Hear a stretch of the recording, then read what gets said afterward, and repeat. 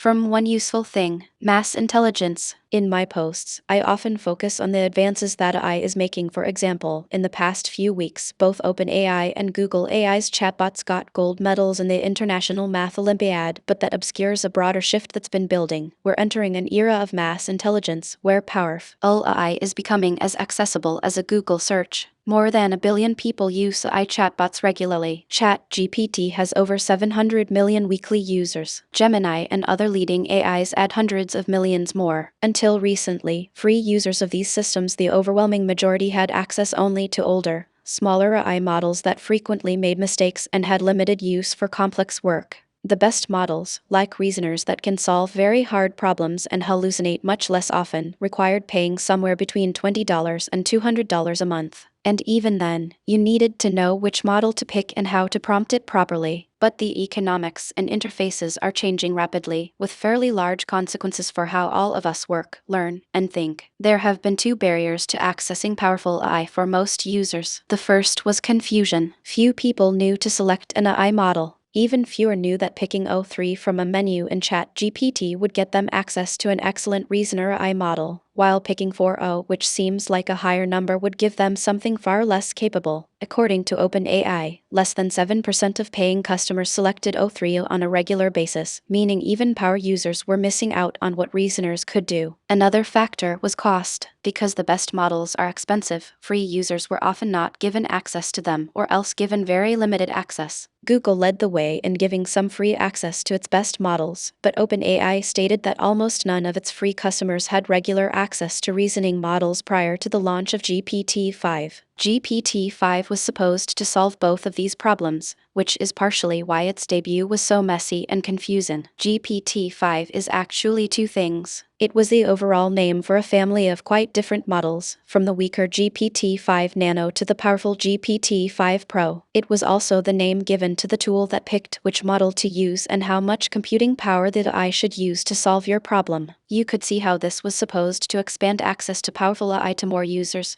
If you just wanted to chat, GPT-5 was supposed to use its weaker specialized chat models. If you were trying to solve a math problem, GPT-5 was supposed to send you to its slower, more expensive GPT-5 thinking model. When you are writing to GPT-5, you are actually talking to a router that is supposed to automatically decide whether your problem can be solved by a smaller, faster model or needs to go to a more powerful reasoner. This would save money and give more people access to the best AIs, but the rollout had issues. This practice wasn't well explained and the router did not work well at first. The result is that one person using GPT-5 got a very smart answer while another got a bad one. Despite these issues, OpenAI reported early success. Within a few days of launch, the percentage of paying customers who had used a reasoner went from 7% to 24%, and the number of free customers using the most powerful models went from almost 0 to 7%. Part of this change is driven by the fact that smarter models are getting dramatically more efficient to run. This graph shows how fast this trend has played out, mapping the capability of AI on the y-axis and the logarithmically decreasing costs on the x-axis. When GPT-4 came out, it was around $50 to work with 1 million tokens. A token is roughly a word.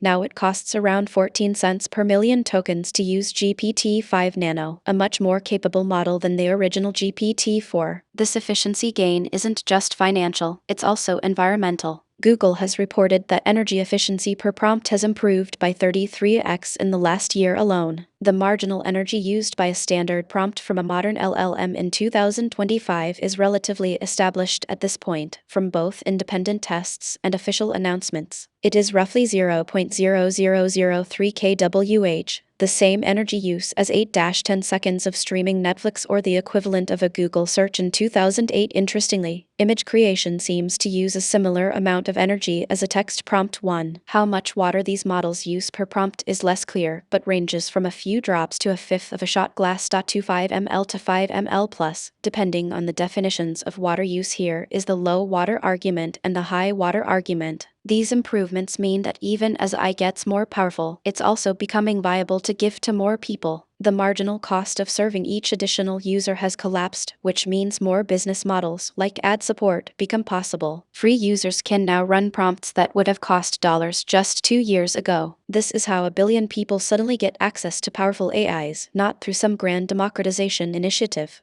but because the economics finally make it possible. Getting access to a powerful AI is not enough. People need to actually use it to get things done. Using AI well used to be a pretty challenging process, which involved crafting a prompt using techniques like chain of thought along with learning tips and tricks to get the most out of your AI. In a recent series of experiments, however, we have discovered that these techniques don't really help anymore. Powerful AI models are just getting better at doing what you ask them to, or even figuring out what you want and going beyond what you ask and know. Threatening them or being nice to them does not seem to help on average. And it isn't just text models that are becoming cheaper and easier to use. Google released a new image model with the code name Nano Banana and the much more boring official name Gemini 2.5 Flash Image Generator. In addition to being excellent, though better at editing images than creating new ones, it is also cheap enough that free users can access it. As an example of both its power and ease of use, I uploaded an iconic and copyright-free image of the Apollo 11 astronauts and a random picture of a sparkly tuxedo and gave it the simplest prompts. Dress Neil Armstrong on the left in this tuxedo. Here is what it gave me a few seconds later. There are issues that someone with an expert eye would spot,